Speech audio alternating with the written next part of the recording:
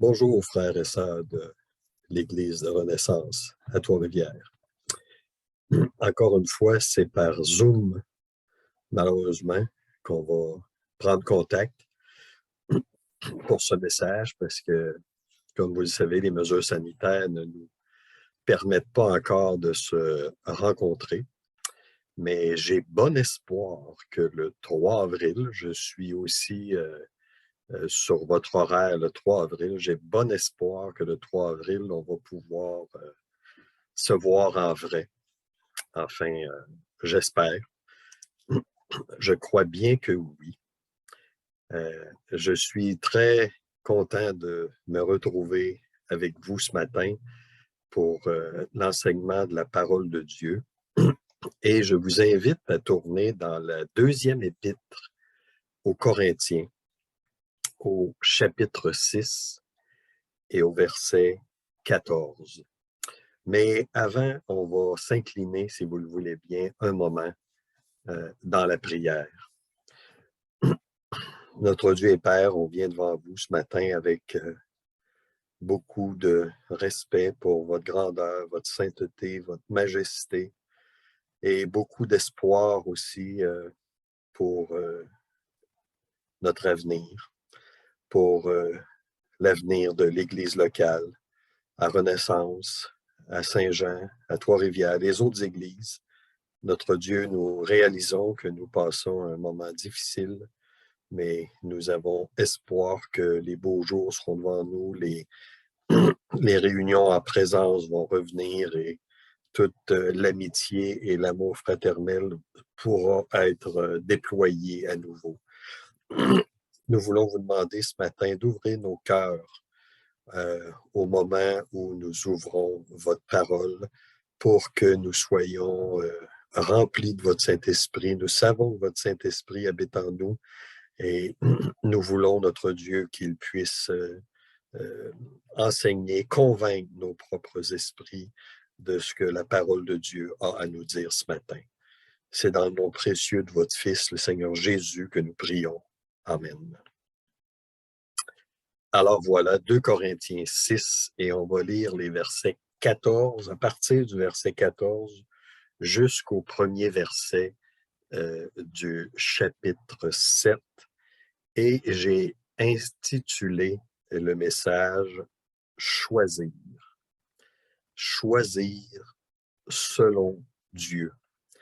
On a un choix à faire. Et sans plus tarder, on va lire les versets. Je prends ma Bible et je lis les... de plus en plus, vous savez, on a des moyens électroniques d'accéder au texte biblique et c'est vraiment merveilleux. Parfois, on est dans la voiture, on attend à l'épicerie et on peut aller chercher un texte de la Bible et méditer les paroles de la Bible. Mais j'aime beaucoup, vous savez, je suis dans le milieu du livre, et j'aime beaucoup avoir ma Bible en main afin d'être en mesure de lire directement dans les pages de l'Écriture. Donc, au chapitre 6 et au verset 14 de 2 Corinthiens, nous lisons « Ne vous mettez pas avec les infidèles sous un joug étranger. Car quel rapport y a-t-il entre la justice et l'iniquité? Ou qu'y a-t-il de commun entre la lumière et les ténèbres? Quel accord y a-t-il entre Christ et Bélial? Ou quelle part a le fidèle avec l'infidèle?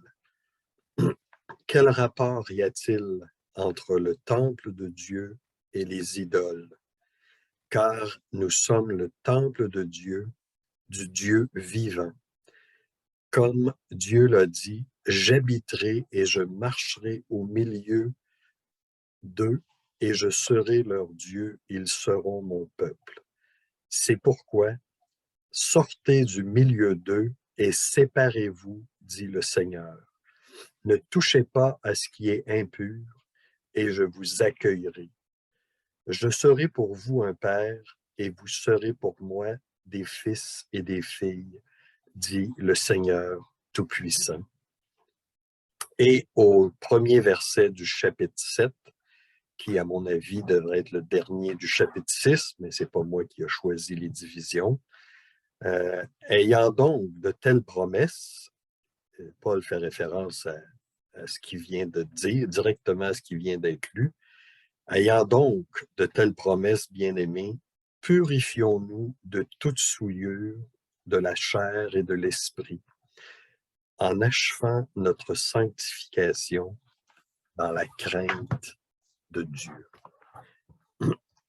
Vous savez, on cherche souvent la volonté de Dieu. C'est un thème courant chez les chrétiens, c'est un thème redondant, ça veut dire qu'il revient régulièrement dans notre expérience de vie chrétienne. On recherche la volonté de Dieu. Parfois, et la plupart du temps, dans des choses qui sont relativement neutres en ce qui concerne le bien ou le mal. Est-ce que je devrais acheter la maison sur telle rue ou la maison sur l'autre rue? Est-ce que je devrais m'inscrire à telle école ou à une autre école? Ce sont des décisions importantes sur lesquelles c'est bien de prier, mais c'est des décisions neutres qui ne sont pas, qui n'engendrent pas ni le bien ni le mal.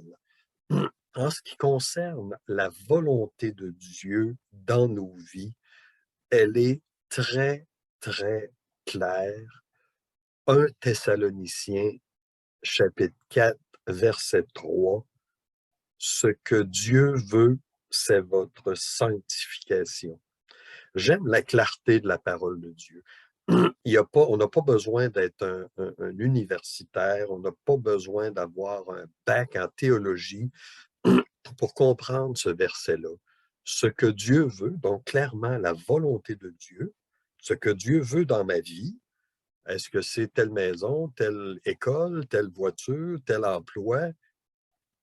C'est votre sanctification.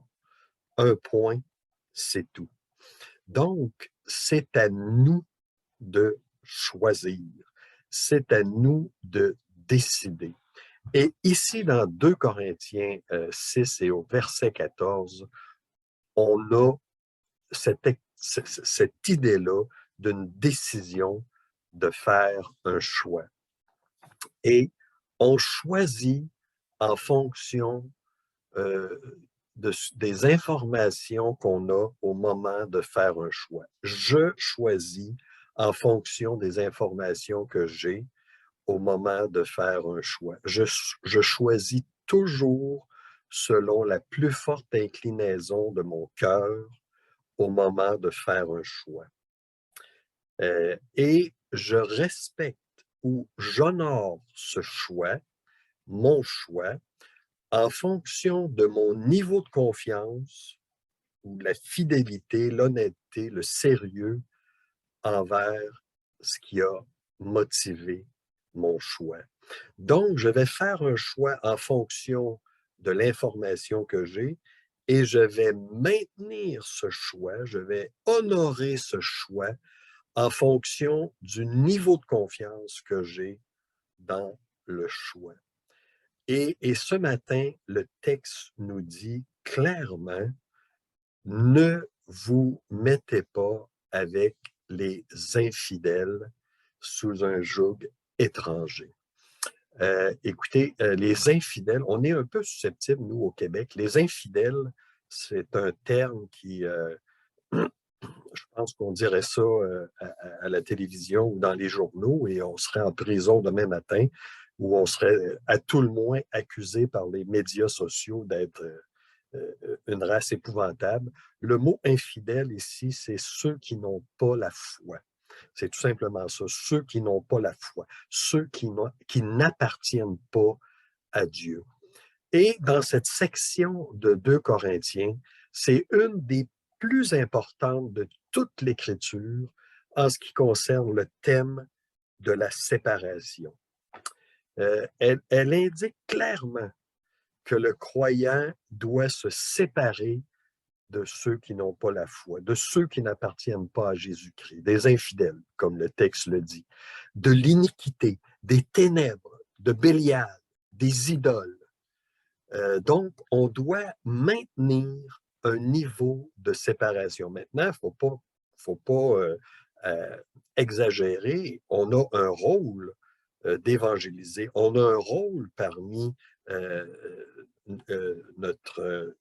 notre entourage.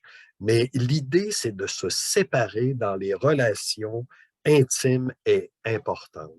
Certainement, certainement, cet avis, ce verset, ces instructions s'appliquent au niveau du mariage. Un chrétien ne devrait pas épouser une personne non chrétienne.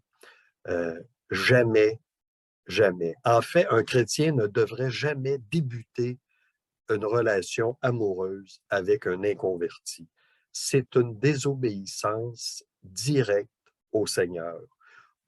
Vous ne pouvez pas sortir ou fréquenter dans le sens de, avec l'objectif de devenir un couple, un ou une inconvertie sans désobéir directement à ce verset. Et peut-être que vous allez dire, écoute, à Renaissance, on n'a pas vraiment ce problème-là. On est tous assez âgés, on est mariés, on ne vit pas cette difficulté-là. Je regrette, je regrette. Il faut, en tant que croyant plus âgé, instruire les plus jeunes. Et ceux qui ont 40 ans, 50 ans, même 60 ans, je vous le dis parce que je l'ai vécu, on n'est pas à l'abri de perdre notre conjoint, notre conjointe, et de se retrouver, comme on dit au hockey, sur le marché des agents libres. Et il faut absolument qu'on soit clair avec cette idée-là. Ne vous mettez pas avec les infidèles sous un joug étranger. Évidemment, dans le cas où un chrétien est marié avec une personne inconvertie, quelqu'un se convertit et son conjoint, sa conjointe n'est pas convertie, d'aucune façon ce passage justifie la séparation ou le divorce. Hein. Il ne faut pas tordre les Écritures. Mais je vous le dis, à vous qui êtes jeunes, à vous qui avez la vie devant vous, qui n'avez pas encore de conjoint, qui n'êtes pas marié, vous devez être extrêmement clair dans votre tête que cette alternative, c'est-à-dire celle de commencer à fréquenter un inconverti. Et vous savez, vous connaissez la façon que ça fonctionne. Dans notre tête, on ne dit pas qu'on fréquente un inconverti. On dit qu'on veut amener cette personne-là à l'Évangile. C'est un processus honorable dans notre tête.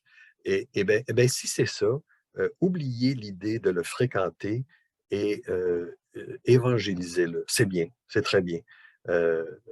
Servez-vous de votre ministère de partager l'Évangile pour amener cette personne-là à l'Évangile.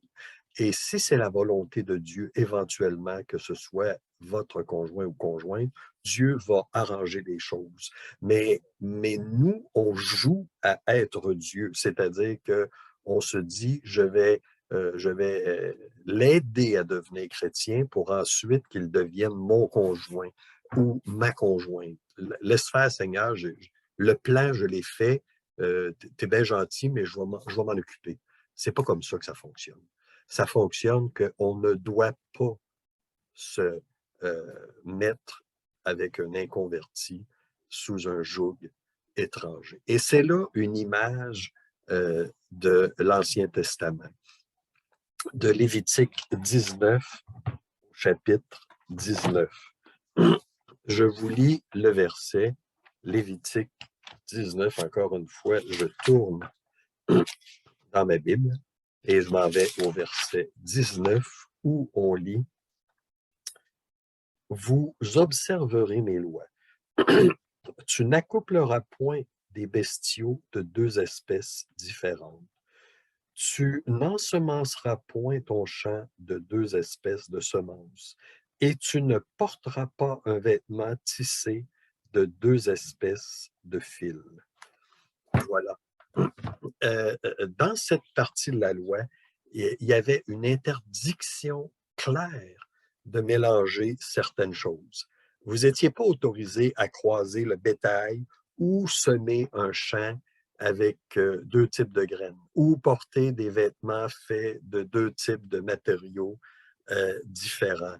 Euh, ces parties de la loi peuvent sembler étranges, peuvent sembler bizarres un peu que Dieu s'intéresse à ces choses banales. Mais Dieu donnait aux Israélites un moyen de vivre, une image vivante de la séparation. Dans tous les aspects de leur vie, ils devaient séparer ce qui était pur et ce qui était impur, ce qui allait être une image de leur vie en Canaan, alors qu'ils restaient séparés de ceux qui ne suivaient pas Dieu, mais qui suivaient des idoles. Il devait y avoir une séparation claire entre les deux, ceux qui appartenaient à Dieu et les autres.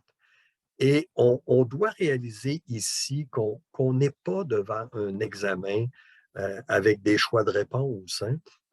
On est devant un commandement précis. Notre opinion n'est pas sollicitée, elle n'est pas demandée. C'est un absolu universel pour les chrétiens. Et il y a une ligne dans nos relations personnelles qu'on doit tracer bien nettement dans notre tête. Et si cette ligne, elle n'est pas claire maintenant dans notre tête, c'est certain qu'on va la traverser quand l'épreuve va se présenter. On doit être très clair dans notre tête que cette décision est faite. Je vais me garder une distance, une sainteté avec ceux qui ne connaissent pas Dieu. Par exemple, vous connaissez le petit signe sur certaines choses qu'on achète. Il y a un petit signe avec une tête de mort. On sait que c'est mortel. Hein? Et c'est très clair dans notre tête que s'il y a ce petit signe-là sur, par exemple, de l'eau de Javel, je ne vais pas me servir un verre d'eau de Javel parce que j'ai soif, parce qu'il y a le petit signe. Et le petit signe m'indique, c'est clair dans ma tête, je ne prendrai pas ça. Je ne commencerai pas à me dire, oh, mais je vais y goûter, voir si c'est vraiment. Non, la décision est faite et je vais tout de suite m'objecter à céder à prendre ça. Et c'est la même chose avec notre position de sainteté, notre position de distinction avec le monde inconverti. Ça doit être très clair dans notre tête où est la ligne et je ne traverserai pas cette ligne. Et le verset est suivi d'une série de 4 contrastes dans les versets, dans le chapitre 6, dans les versets 4 et 15. Et chaque mention attend la réponse aucun, ou même encore plus fort, jamais aucun. C'est-à-dire, quel rapport y a-t-il entre la justice et l'iniquité? Quel rapport, quelle communion, quel point commun y a-t-il entre la justice et l'iniquité? Et dans les 4 affirmations, on est toujours, nous, partie prenante de une des 4. Justice. Quel rapport y a-t-il entre moi qui est justifié et l'iniquité? Aucun. 0%. Qu'y a-t-il de commun, d'association? Qu'y a-t-il de commun entre la lumière, moi, je suis de la lumière, je suis un enfant de lumière, et les ténèbres. Aucun. Jamais aucun. Quel accord y a-t-il entre Christ et Bélial? Est-ce qu'il y a une négociation entre les deux? Aucun. Jamais aucun. Quelle part, quelle portion d'une entité a le fidèle avec l'infidèle? Le fidèle? Aucun. Aucun. Quel rapport, votre assentiment, y a-t-il entre le temple de Dieu, je suis le temple de Dieu, Dieu habite en moi, et les idoles? Aucun. Alors, vous voyez, l'apôtre reprend à travers les citations de l'Ancien Testament cette idée qu'on ne devrait jamais se mélanger avec des gens qui ne sont pas croyants dans nos relations les plus intimes. Et encore une fois, là, je ne parle pas qu'on ne peut pas leur dire bonjour, qu'on ne peut pas les prendre dans notre voiture, qu'on ne peut pas avoir une vie sociale. C'est pas ça que je suis en train de dire. Je suis en train de dire que spirituellement, il y a une délimitation très claire entre nous et le monde. Le texte dit, quel accord y a-t-il entre Christ et Bélial? Et le mot original qui est employé pour le mot accord, c'est le mot symphonia, symphonie, euh, qui à l'origine est simplement cette idée d'être ensemble, d'être harmonieux. Hein? Est-ce qu'on peut chanter d'une même voix les cantiques avec les inconvertis? Et quand je dis ça, je ne parle pas de chanter à l'église, là. Je parle de notre engagement spirituel. Est-ce qu'on peut être en harmonie avec cette pensée qui est dominée par l'ennemi et le péché? La réponse, c'est absolument pas. Ou quelle partie de la vie que Dieu a donnée à son peuple un croyant a-t-il en commun avec un incroyant? Je parle bien de la vie que Dieu a donnée à son peuple. La réponse, c'est aucun, absolument aucune partie, et il n'y en aura jamais. Il y a donc cette série de contrastes qui aboutit au verset 16. Quel rapport y a-t-il entre le temple de Dieu et les idoles? Il y a des moments dans l'histoire d'Israël où le peuple d'Israël, euh, où des idoles ont été apportées dans le temple, et cela ne convenait pas du tout. C'était une violation de la loi. Maintenant, Paul va utiliser cette image du temple pour parler de nous en tant que croyants, car nous sommes le temple du Dieu vivant. Le temple du Dieu vivant. Euh, le message principal des citations que Paul utilise est que les chrétiens aujourd'hui sont le temple de Dieu. Paul et les destinataires de Corinthe sont inclus, comme le montre le pronom nous. Et peut-être que Dieu avait en tête aussi les croyants de Renaissance. Nous sommes le temple de Dieu. Purifions-nous, 6:16 et 7:1. Et cette section affirme simplement que d'une manière naturelle, les disciples du Seigneur Jésus sont désormais eux aussi le peuple de Dieu, même s'ils sont d'origine païenne. Même si on est d'origine païenne, on est le peuple de Dieu. Vous, nous sommes le peuple de Dieu maintenant, aujourd'hui. Et ces distinctions-là entre nous et les non-croyants doivent exister, doivent se manifester dans notre vie. Pas pour démontrer qu'on est plus fin qu'eux autres, pour démontrer que le Saint-Esprit habite en nous et que c'est à lui que nous voulons obéir. Maintenant, point 2, l'implication d'un choix.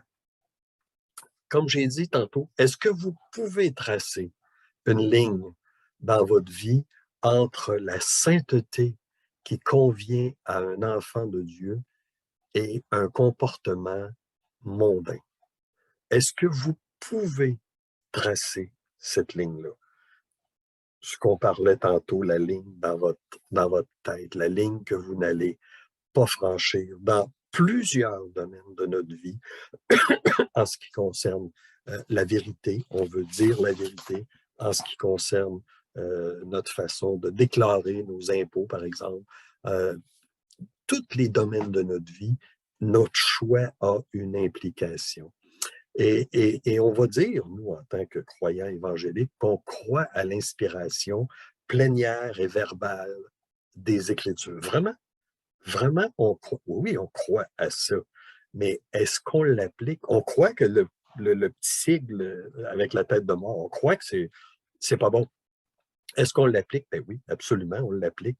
Donc, est-ce qu'on peut dire que si on croit à l'inspiration plénière et verbale, de la même façon qu'on va appliquer le petit sigle de tête de mort, on va appliquer aussi les recommandations euh, euh, de, de, du Nouveau Testament, de l'Ancien Testament?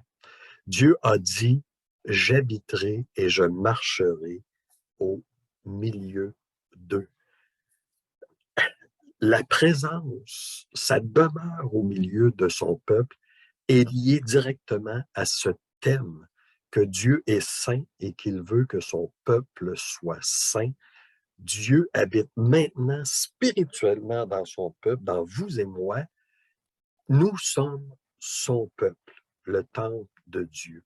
Et Dieu dit, je serai leur Dieu et ils seront mon peuple. Est-ce que vous réalisez aujourd'hui que le Saint-Esprit habite en vous? C'est pas une idée ésotérique dans le ciel. Je t'envoie des bonnes énergies. C'est pas ça, là. C'est que la personne du Saint-Esprit habite en moi.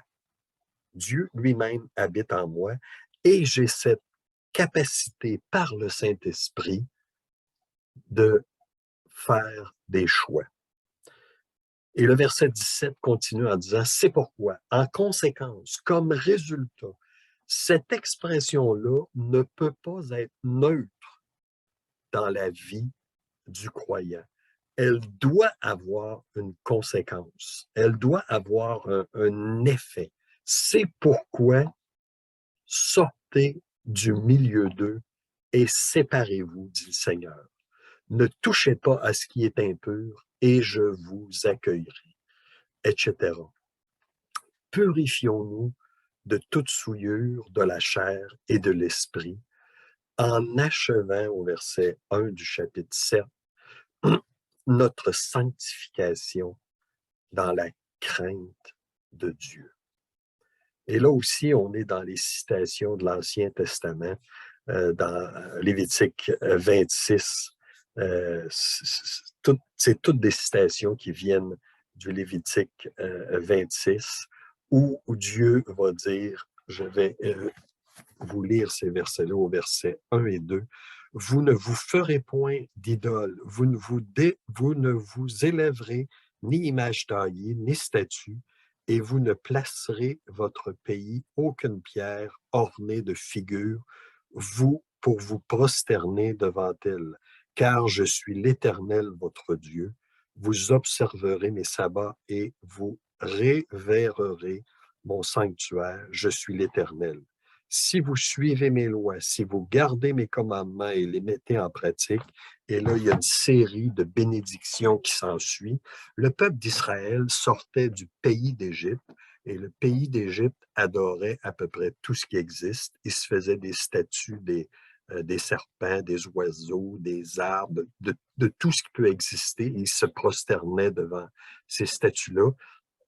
Et Dieu dit à son peuple, vous ne serez pas comme ce peuple-là, vous allez être différents. Ne faites pas ce qu'ils font et je vais vous bénir. Et il y a une série de promesses, une série d'engagements que Dieu donne à son peuple si son peuple obéit. Et il faut comprendre que c'est pas une game que Dieu joue, dit ah, si tu fais ça, je vais te donner ça, si tu fais pas ça, je te donne. Non, c'est si tu obéis à ma parole, tu vas récolter des semences. C'est-à-dire que si moi je dis, par exemple, si tu sèmes des tomates, tu vas récolter des tomates. Si je récolte éventuellement des tomates, c'est pas une récompense, c'est pas parce que euh, une récompense de ce que j'ai fait, c'est une conséquence de ce que j'ai obéi. Et c'est ça, là. La bénédiction n'est pas un échange. Euh, tu obéis et j'échange ça contre une bénédiction. C'est une conséquence de l'obéissance. Et vous voyez, c'est pas un échange, c'est pas un gambling là, entre Dieu et nous. C'est une conséquence de notre attitude, de notre comportement envers Dieu. Et Dieu termine dans le verset chapitre 26, il dit tels sont les statuts, les ordonnances et les lois que l'Éternel établit entre lui et les enfants d'Israël sur la montagne du Sinaï. Ça montre clairement que tout ce passage-là concerne la relation entre Dieu et son peuple Israël. Il est important que ce soit appliqué aux Corinthiens en tant que peuple de Dieu et aux croyants de renaissance. Notre part, c'est simplement d'obéir. On cherche à glorifier Dieu dans nos vies. L'obéissance à ses commandements est le premier pas vers cet objectif. Donc, choisir selon Dieu, la balle est dans votre camp. Est-ce que vous allez choisir la sainteté? C'est une décision que vous avez à prendre. Et c'est pas moi-même, vous savez, c'est pas moi. Je suis pas en train d'essayer de vous convaincre par des arguments intelligents et qui sortent des études, mais simplement par l'obéissance à la parole de Dieu. Soyons différents de ceux qui ne connaissent pas Dieu, simplement parce que ça va refléter ce que nous sommes, la vie du Saint-Esprit en nous. On va prier. Notre Dieu et Père, on vient devant vous encore une fois avec beaucoup de reconnaissance. Et on veut vous demander de bénir ces versets dans nos cœurs, de bénir cette pensée que vous nous appelez à sortir du milieu des inconvertis, à être différents, à refléter la vie du Saint-Esprit dans nos vies. Et c'est ce que nous voulons faire, mais nous ne pouvons pas le faire sans votre aide. Alors, on vous demande de nous aider, de nous instruire et de nous guider. Dans le nom du Seigneur Jésus. Amen.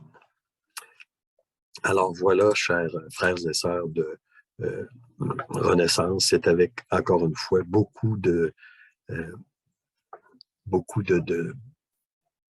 d'espérance que je regarde en avant pour le mois d'avril où on pourra se rencontrer. Bonjour.